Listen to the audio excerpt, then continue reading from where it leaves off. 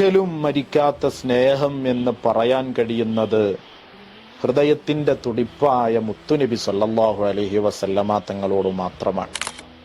1500 വർഷക്കാലം, 15 നൂറ്റാണ്ട് കാലം കഴിയുന്നു മുത്തുനബി സല്ലല്ലാഹു അലൈഹി വസല്ലമ തങ്ങൾ വിട പറഞ്ഞിട്ട്.